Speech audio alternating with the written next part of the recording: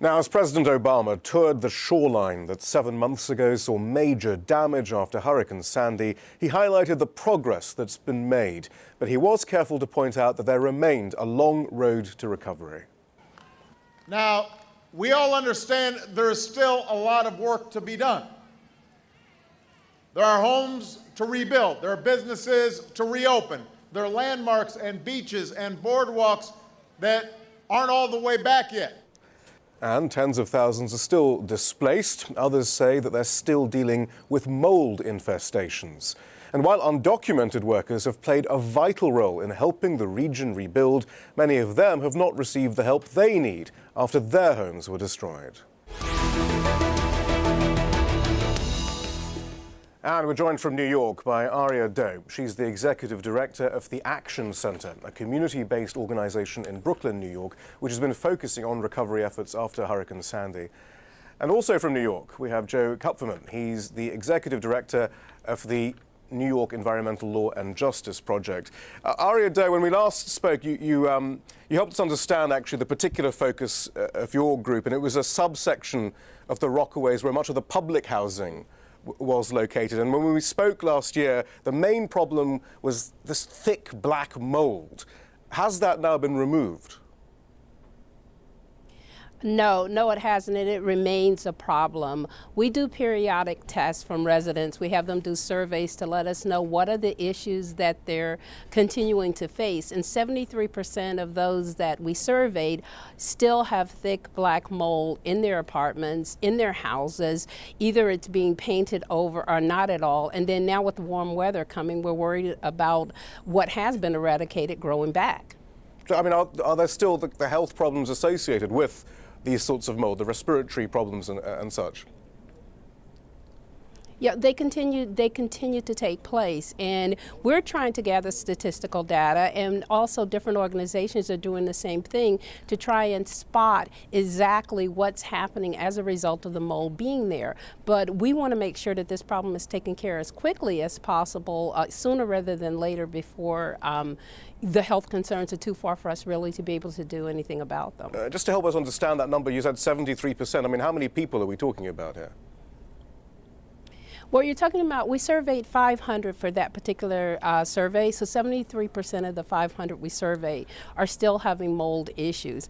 And we call the people that we surveyed in this particular one the second wave, because in addition to the mold issues, they're finding themselves falling through the crack because of Sandy for other reasons as well, including having lost a job, or having a company having to lay them off because of Sandy, or having all of their support system, their mother, father, brother, cousin, grandparents who've been affected by Sandy and are no longer able to support their child care needs or helping them make it to the end of the month. These people are still in line, and these people are still suffering, and it's long-term suffrage. As far as painting over the mold as opposed to cleaning it was concerned, actually, Aria, at the time, you mentioned that because unionized workers weren't allowed to work on some of these blocks because it was so hazardous and they didn't have the safety equipment, a lot of people were being brought in to work in these areas who simply weren't trained, and so in fact maybe painting was the best that they thought they could do. I mean, is that basically what happened? Yeah, it is what happens, and it's what we understand continues to happen for those apartments and those low-income housing that's actually getting any attention at all. Workers are not properly trained, they're not covered, and they themselves are not protected. The union, rightly so, to protect their workers, said, no, we're not going to allow this to happen. But then our question and concern becomes then, who's hiring these people? Are they in a position to say what is going on is not good? Do they even have health coverage to handle some of the issues that are going to come after they do an improper cleanup? And Joe, I mean, this is an issue that you raised when we spoke last year about third-party workers and who these workers are, and in many cases they are undocumented workers who clearly have difficulty complaining about safety conditions because they fear deportation. Exactly true. All the workers were shortchanged. OSHA issued 3,200 reports. The Occupational Safety and Health Administration, I should say. Yeah. Exactly. OSHA, I'm sorry. Yes, 3,200 reports, and only 32 people were fined. So the workers who were unionized and documented workers got some protection, but very, very little. So the short end of the stick again were the undocumented workers. And we also heard many, many stories that they had rashes from touching the water. And they had nowhere to go, nowhere to report. And also was really important that there was no cleanup stations. Usually when you work in these type of conditions, you're allowed to clean up afterwards, and those were not provided. And of course, because they're undocumented, they can't apply for healthcare, presumably, then. And of course, they weren't getting federal aid for their own families to help restore their own homes in these areas affected, I suppose, Joel. No healthcare and no ability to complain, and they basically kept on, having to work. And also, we got to remember that the conditions were horrible in terms of even transportation back and forth. Many of them had to work overtime, which put them into even a greater zone of danger. Beyond the mold, there's another issue that Joel, you've been documenting, I think, this idea of tainted water. What exactly is going on? It's tainted water. After Sandy, a lot of the storage plants in New York City stopped working because of lack of electricity. So we had millions and millions of gallons of storage coming on to the land, combined with chemicals from gas burners, oil tanks, all becoming one bad, dangerous admixture. And these workers were exposed to these chemicals. The sad part is, one thing we didn't learn from 9/11 is that it wasn't tested. We kept on demanding that the federal, the state, and the city government test the water, and we kept on getting back the answer that there's no way these pipes could be broken, city water supply is fine, and whatever storage was there would be just washed away. But people So the are problem apparently has showing been- symptoms, though. Yes, it's not just, it's workers and residents. The Good Medical Clinic at Aria's center, the Action Center, did document people getting rashes. We tested the water, and we came up with something called heterotrophic bacteria, and we had a fight to just get people to admit that this could be a problem. In this heterotrophic bacteria, some of those forms are parasitic. And yet, we got the answer from the city and the state that there's no problem, go away, leave us alone. There's another issue, Aria. There was a fear that in the aftermath of Hurricane Sandy, there would be pressure on poorer families to clear out of the area, quite frankly, either through a lack of money for them to restore their homes and their belongings, or simply by being evacuated and not being allowed to return. In fact, I remember you telling me that actually one of the reasons why people were having these symptoms and staying in these mold-infested buildings is because they were really worried that they wouldn't be able to come back eventually. Did that finally happen there? I mean, is there any evidence that that did happen? Well, right now, everything is at a standstill because residents are not leaving. They're still not leaving because they are concerned with not being able to return. But one of the things that's happening that freezes them out, so to speak, is the focused help that needs to come to clean up their apartments that they're afraid to leave is not coming. Outside organizations or pop-up groups who, when I say pop-up, they formed immediately after Sandy, they're being funded to do most of the mold remediation work and that type of stuff. But community organizations and groups that actually work with the people who need it the most are being passed over, because we would make sure that there's focused help taking place in these apartments where people are afraid to leave.